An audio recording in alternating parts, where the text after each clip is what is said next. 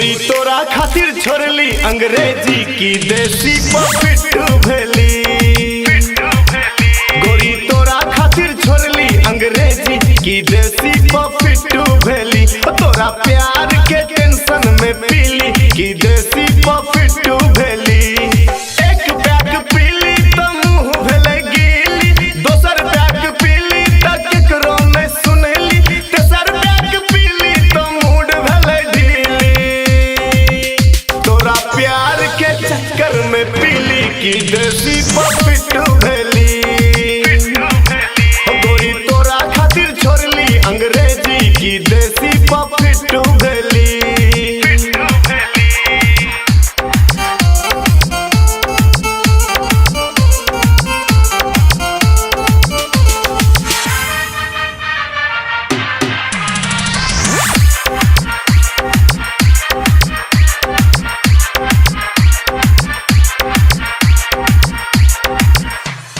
चाल तो